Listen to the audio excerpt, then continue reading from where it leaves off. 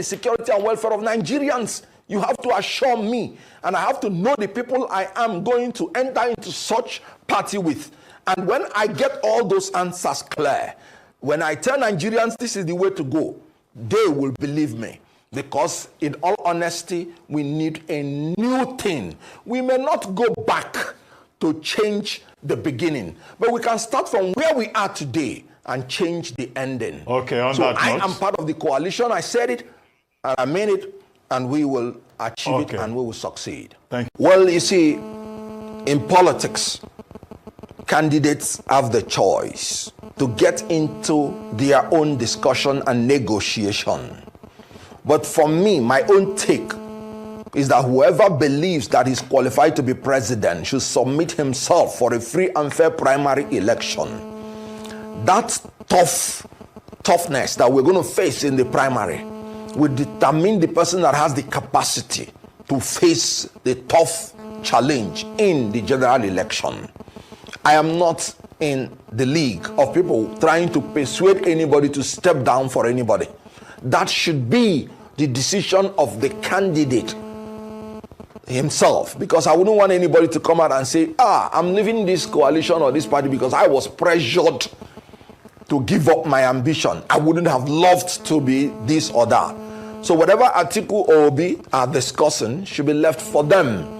But for me, whoever wants to contest for the presidency should submit himself and contest for the presidency and let the people decide. That's what I'm going to say on that. Okay. Now, the Labour Party ideology question I ask you, please. What's the Labour? Yeah. Yes. The Labour Party ideology, remember, it's a workers' party. And so it is to build a new Nigerian personality that is altruistic, that is transparent and committed to due process of law in all spheres of our economy, that will care for the security and welfare of workers. And I'm talking about Labour Party. Remember, the politicians entered into Labour Party almost 3 months before the time. So whether they would have integrated their own ideologies is something only God knows, because it's only God that knows what ought to have been or what would have been. Okay, so that's his. Here we go. Anyway, Kenneth Okonkwo, I kind of like him, but sometimes I don't, right? So that's on the side. So it is waiting to be seen, I think. But let's leave that, all right? And maybe stop by in Enugu. Enugu, where the Fulani terrorists and some other local terrorists have been making the lives of the residents hellish. And as it seems, or as it is, the people are helpless. Like, they just have to learn how to live with it.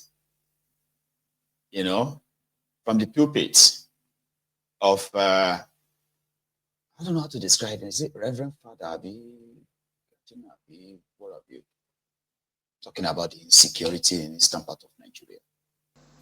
A number of things Christians have suffered in this country can be compared to the crucifixion of the Lord.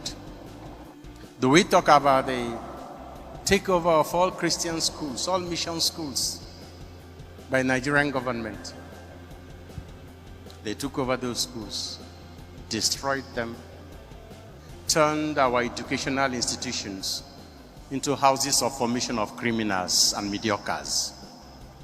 People who can't write simple letters, who can't speak any language correctly, who can't solve their own problems, and won't pass any exam without cheating.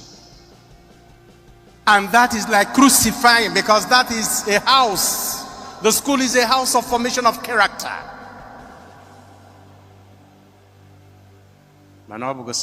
They have taken the body away. They have removed all signs of his death. Since after the takeover of schools, who has the correct statistics of the number of churches that have been burnt down in this country. Who knows how many Christians have been killed in this country because they are Christians? Some right inside the church. Some will tell you these are criminals. They are not just targeting Christians. Take it easy. How many of those who perpetrate these crimes have been arrested and prosecuted? How many of them are in jail? How many of them have faced the death penalty? The Catholic Church is against the death penalty. I'm talking about Nigerian law. But we know that if anything happens to some of those who perpetrate this crime, either in self-defense or in resistance, the government stands up. There is outrage everywhere in all levels of government. This selective outrage of government, this selective outrage of the police, of the army, of the security agencies, when innocent citizens are massacred, and when criminals are repelled, and in the repelling they die, this selective outrage is like, it's not only that they have killed him, they have taken the body away. They want to wipe off every trace. And some Christians are being provoked legitimately to react. Anytime any of them reacts, they are said to be taking the laws into their hands. But all those who trample the law with their feet, trample upon the law. They kill, they rape, they maim, they sack farmers. They harvest crops of farmers and feed it to their cattle. And when you say no, why are you doing this? It is death. And when they do that, they record it and post it to government to see. If you ask them question, you are killed. If you chase them away and while running away they die, you'll be condemned to death. This, permit me to say, is pure, sheer provocation. But this is Easter. Christians still have to be told to embrace the path of peace, forgiveness. But in one of the readings yesterday from the book of Exodus, the people were crying to Moses. They were stranded in the desert. The sea was there. And Moses turned to God. What do? We are stranded here in the bush, in the desert. What did God tell him? Why are you crying to me? Tell the people to move, and you raise your rod. Raise your staff. We as Nigerians, as Christians, like the Israelites escaping from slavery, must learn to do certain things now differently. We cannot continue in our selfish indifference. We have to bring the values of the gospel into our individual and collective lives. That is the only hope we have for survival. While pleading with those whose responsibility it is to govern and to protect us,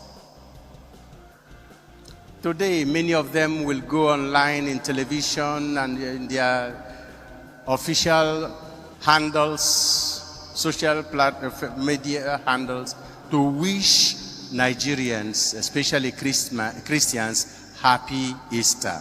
Oga, keep your wish. Don't wish me happy Easter. Protect my life. Don't wish me happy Easter. Do your job. Because this cloud that is gathering this darkness that is gathering, if it is allowed to extinguish the light of faith of Christians, this country will be plunged into total darkness. And successive governments that have stood idly by and watching while this is happening should only blame themselves and not any other person if anything like that happens. But today is Easter. Our prayer is that Christians, they're expecting the bishop to say, now Christians, you have to do something differently, like Moses did with the Israelites when they cried unto God that they were hungry in the desert. What did he do? He said, raise your staff, point it forward. Everybody rise. I was expecting that Baba would say, yeah, everybody go raise their own staff. Okay, your own AK-47. But I won't say it directly like that. Okay? Because those who are supposed to be protecting you are being hired to protect the politicians, the elite, and what have you. And in some cases, they are the people that you should be protected from. Do you understand that? Right? You know, normally you call the police or you call the security to come and protect you. From who? Oh, from the terrorists and all of that. Okay, I get that. But do you know that sometimes, or all the time, you actually need protected? Yeah, you need protected from those guys with guns who are supposed to protect you. You need the protection too. This afternoon, a video made it to the internet again, and we are reacting. All right? It was Nigerian soldiers versus a police officer that was believed to be working undercover. So they said that one was doing undercover duty. So there is a community called Ungbom na Achara in Oposi in Ebonyi State, where they were doing traditional rulers council election. And from nowhere, we don't know what transpired, to be honest, until we started hearing, bah, go, bah, waiting happen. So just again, no. Now police, so now undercover. Oh, Bongoko. Thank God somebody actually recorded the event. So don't blame the cameraman, because sometimes you don't even know how to react. As they were beating the guy, they were beating his colleagues. They were shooting in the air. So who are you going to hold? Who are you going to hold? The police where they beat? I did such a way they beat her. In Oposi, Ebonyi State. I don't know if they were able to do the election after Russia. Traditional rulers election, no. People know they vote there. Now traditional rulers they vote to until this happen.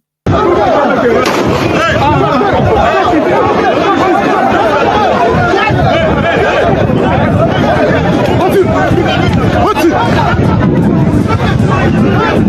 You want to shoot press? Now press. Video. Now what? This one between. Look at that video.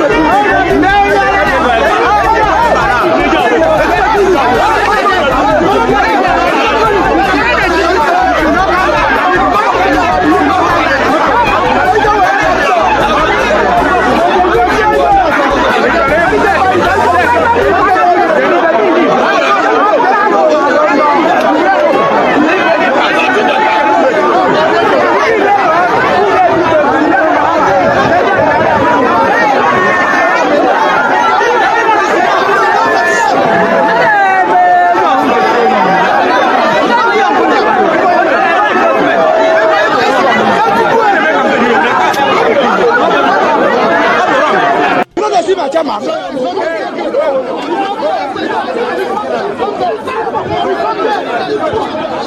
Coordinator, see your khaki. Yes, sir. Kuje. Na DSS officer now. Na DSS officer. What is that? Na DSS. Na DSS. Na DSS. What is that?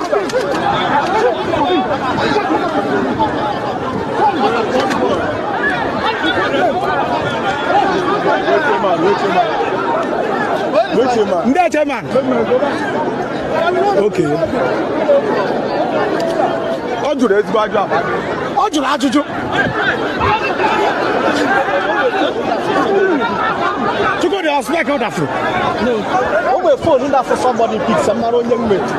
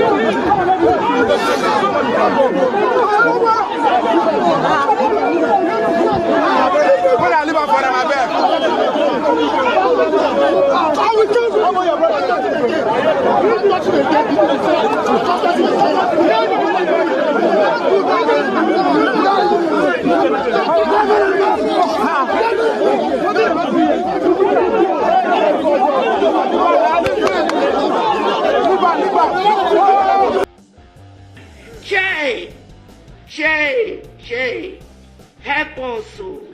Help us. There is God, oh. There is God, oh, God, oh, God, oh, God, oh, God, oh, God, oh, God, oh. God should descend, oh, today God will descend here. Amen. Amen. You know, so we're trying to figure that out, like how, people finally got involved. Nigeria is a place where when people have, or let me say, when the soldiers grabs you, right? Man, that place is unreal. It will be the people that will be saying, Emmanuel, Agbalagba ni. They no say you be older person. Do you understand? When Nigerian soldier, people come bless it, they no see you. Emmanuel, leave her, na pastor. Na man of God. At that time, what in the Bible got this on. You say you are trying to make sure that your life no lost. Around that time, trying to kind of, now people go call they remind them, say, na pastor. Okay. Now woman. As if to say the soldier didn't know. It's a real place. Normally, they say when I was growing up here, except if it is not true. Okay. If you are a security official, like for the government, right? So there is a language that you have to use, even when you are not wearing your uniform. Very popular. Esprit de corps. Yeah, you say it. Say that to a soldier. But you must be a soldier. You say that to, I don't know if it works anyway, but I kind of, like when I was growing up, it was a thing. So you say Esprit de corps. That is a copper spirit. I think. So I don't know, maybe the DSS guy that is just doing, because Nigerian police, Nigerian army,